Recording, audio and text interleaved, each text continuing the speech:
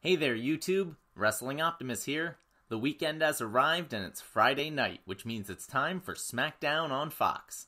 As always, if you're new here, make sure to like the video and subscribe to the channel for more pro wrestling and action figure content. We're headed into the Thunderdome! So, for a review and some fantasy booking, let's take it over to the action figures. Smackdown opens the same way it has for the past few weeks, with Roman Reigns and Paul Heyman. Commentary explains that Roman's cousin, Jey Uso, has never had a singles title shot in WWE. Until now. Once again, the Tribal Chief stands silently, as his special counsel says they did exactly what they said they'd do, and now Roman is the champ. On the same night they explain themselves, his family member, Jey Uso, stepped up and won a fatal four-way. Now, they'll meet at Clash of Champions. Paul gives a glowing introduction as Jey Uso comes out. Jey thanks Paul for giving him the opportunity to compete against his blood. Similar to how Roman deflected praise last week, Heyman deflects the praise back to Roman, saying it was all his idea. Paul just executed an order from his boss. Reigns takes the mic. He says no need to thank him. The whole family is proud of Jey. He earned this. Main eventing Clash of Champions is going to be huge for Jey. This is his moment. But at Clash of Champions, it'll be Roman's moment, and he's going to whoop Jey's ass just like when they were kids. Jey reminds him, though, they aren't kids anymore. King Corbin interrupts. He continues claiming nepotism. Ironically, he says he hates when people abuse their power. That brings out Sheamus, who reluctantly agrees with Corbin. This whole situation stinks. When Big E got injured, I wonder who did that, it should have been a triple threat. Why was Jey even in the match at all? Jey chimes in and challenges the heels to a tag match against himself and Roman. He calls them butt mud, whatever that means. And when Sheamus attacks, Jey single-handedly takes out both him and Corbin, while Reigns just stands there and grins. Well, if you wanted him to look like a badass, you're finally succeeding. I love this. Sami Zayn, the rightful Intercontinental Champion, is pissed that the match graphic says Jeff Hardy will defend Sami's title against AJ Styles next. So he goes to the production truck, presses a bunch of buttons, and accidentally sends us to commercial. I love Sami. We come back to the entrances for that match. Jeff has 9/11 themed face paint. Nice touch. Styles just looks normal. Sami interrupts the ring announcer. He explains how he's the real champion after winning the title back in March and defending it against Daniel Bryan at WrestleMania. He never lost it, so this match is nothing more than an exhibition. Adam Pearce comes out and somehow doesn't understand this reasoning. He has security escort Sami out. Interesting note, those security guards are Devon Dudley's twin sons. Back in the ring, AJ starts the match with a cheap shot. Jeff responds with a twist of fate, but misses the Swanton bomb. He botches a whisper in the wind, but otherwise it's a good back-and-forth match between two veterans. When Styles lines up the phenomenal forearm, though, Sami comes from out of nowhere and takes him out. He delivers a haluva kick to Hardy and stands tall. Jeff collapses on the ramp as he exits. After a commercial, generic correspondent girl says doctors have confirmed Hardy never lost consciousness. He's just dehydrated. AJ storms over and says all of this needs to stop. Jeff cheated to get his title, and Sami was gone for months. He knows he could beat either one of them any time, and he's willing to prove it. Later on in the night, Sami barges into the trainer's room and starts a fight with the still weakened Jeff Hardy. Commentary explains the rules for the brand-to-brand invitational, which allows superstars to cross between brands. I was confused, but I'll just figure them out later. Besides, I'm sure WWE will keep them and consistently follow them for years to come. The SmackDown Tag Team Champions, Cesaro and Shinsuke Nakamura, are backstage in the Champions Lounge when in walk the Street Profits. They're also champions, and they want the snacks. They promise to hold down the lounge while Nakamura and Cesaro have their match, then immediately dig into the popcorn. Before their match, Kalisto cuts a promo for Lucha House Party, saying he's proud of how Gran Metalik and Lince Dorado competed while he was injured. But the tag team titles are still out of their reach. However, now that he, their self-proclaimed leader, is back, the championships will be theirs. Lince and Metalik are visibly bothered by the assertion that Kalisto is their leader, but go along with it. Cesaro and Shinsuke take on the Lucha House Party team of Kalisto and Gran Metalik. The luchadors are so entertaining in the ring, regardless of which combination they use. I really wish Vince would push them more. The champs more or less control the match when suddenly we hear party music. The Titantron shows the Street Profits throwing a huge party back in the Champions Lounge with fellow superstars and even a few strangers. The only thing they don't have is masks and social distancing. Angelo Dawkins pops a bottle and sprays it everywhere. This all distracts Cesaro. He gets rolled up by Kalisto, giving Lucha House Party the surprise victory, and possibly furthering Kalisto's cocky heel turn. After a commercial break, Lucha House Party have now joined the Street Profits party. Bayley comes out to the ring with a chair. She sits in it and simply points to the Tron. We see a video package edited to suggest that Sasha's leg injury cost them the match and the women's tag titles at Payback. Apparently, losing justifies Bayley's attack. We come back to the Thunderdome, raining down boos on her. She says everyone's concerned about Sasha, but nobody cares about how she's feeling. Well, for one, she loved betraying her best friend last week. We want answers? Well, she's got questions. Does Sasha really think Bayley didn't know what she was up to this whole time? She knows the boss better than anyone. Ever since NXT, Sasha has been keeping Bayley close, waiting for her moment to strike. She thought she was using Bayley, but actually, Bayley was using her every step of the way. She used Banks to become Bayley Dose Straps, the first ever Grand Slam Women's Champion, and the longest reigning SmackDown Women's Champion.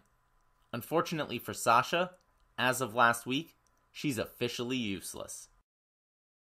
This promo was excellent. I love how they flipped the script on the narrative that Sasha is the one who always betrays her friends. Bayley played the quintessential white meat babyface so well that I couldn't even imagine her as a calculating evil heel. Yet this is arguably the best promo work of her career. And now Sasha has genuine sympathy. Their blow-off match has the potential to be even more epic than their NXT TakeOver Classic. Bayley passes Nikki Cross on her way up the ramp and attacks her with the chair. We come back to Doctors and Alexa Bliss, still in pigtails, checking on Nikki. They hesitantly clear her to compete in the Fatal 4-Way match. Tamina gets a jobber's entrance and is already in the ring as Lacey Evans comes out, taunting Nikki and Alexa. Nikki disappears immediately while Alexa starts off aggressive, laying into Evans and Tamina with most of her signature moves. Eventually, Tamina uses her size to power back. We get our first look at Nikki when she jumps on Tamina's back. She works with Alexa to send the heels to the outside, then takes them and herself out with a diving crossbody. Alexa helps her up and suddenly delivers a Sister Abigail. Oh my god. With a lost look in her eyes, Alexa slowly walks up the ramp and leaves. The 4-Way is now a triple threat, although it's mostly Tamina vs. Evans. Nikki rejoins the action, breaking up a pin. Lacey nails Tamina with the women's right, then gets hit by Nikki's draping neckbreaker. Tamina tries a Samoan drop, but Nikki reverses and does a sunset flip for the win. She's your new #1 contender and will take on Bayley at Clash of Champions. Heavy Machinery come out and it looks like Otis got his briefcase back. He's taking on John Morrison while The Miz is on commentary. Miz lists all of his projects and Corey asks, "How do you maintain such incredible hair while wearing that many hats?" Good line. Eventually Miz gets up and tries to interfere, but he's chased away by Tucker. Taking a page from his tag team partner, Miz steals Otis's lunchbox instead of the briefcase and bolts to the back. John Morrison laughs as he gets hit with a splash, the Caterpillar, and a Vader bomb. Otis is your winner.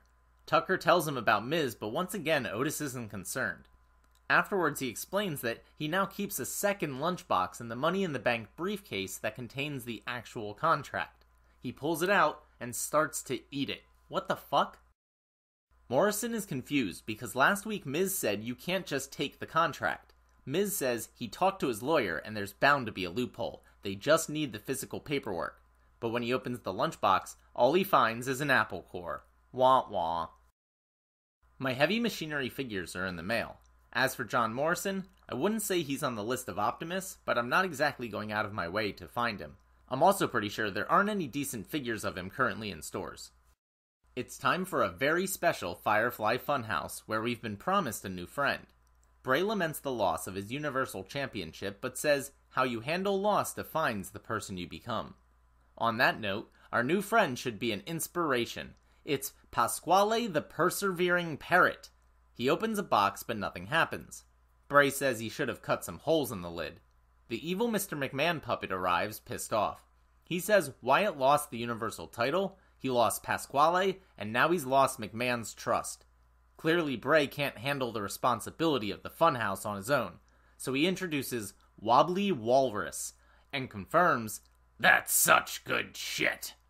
Yowie wowie. Bray is up to his old mind games again, parodying Reigns with this segment. Roman was the next chosen one after John Cena, but he could never live up to those expectations on his own.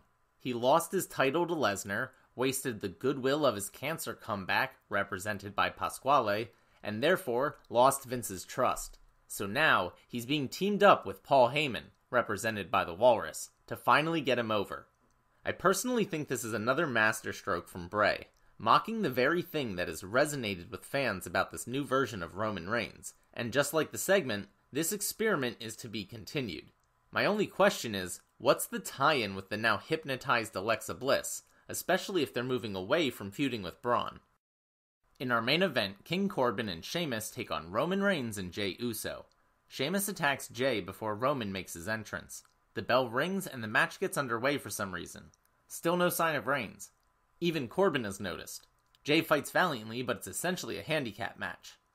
As Sheamus lines up a brogue kick, Roman's music plays. He slowly makes his way down the ramp while Jey Uso takes out Corbin, hits Sheamus with a super kick, and goes to the top rope for a splash.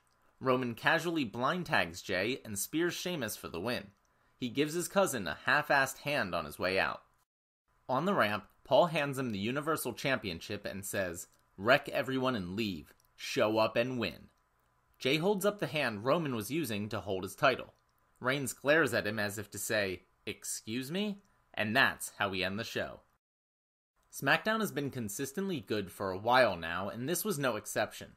It never dragged, the wrestling was decent, and they advanced most of the major storylines. The babyfaces have completely disappeared since Roman came back, though. Where are Big E, Matt Riddle, Naomi, and Braun Strowman, if he's even still a face? Maybe that's why this felt a little disjointed. There are ways to tell interwoven stories without seeming so frantic, but when a 75-year-old man changes your scripts on a whim, that must be difficult to impossible. Otherwise, Roman continues to look badass, Bayley's heel character is brilliant, Alexa's brainwashing has me intrigued, and I want to see what happens with the Firefly Funhouse. All in all, a good way to end the wrestling week. Well, that will do it for another episode of SmackDown. Thanks so much for watching. Let me know what you thought in the comments down below. We finally get a weekend without a pay-per-view, so I'll be back on Tuesday with an action figure review of Monday Night Raw. As always, if you found me and enjoy my content, make sure to do all that normal YouTube stuff. Smash the like button, share with any wrestling or action figure fans you may know, subscribe to the channel, and spread the word.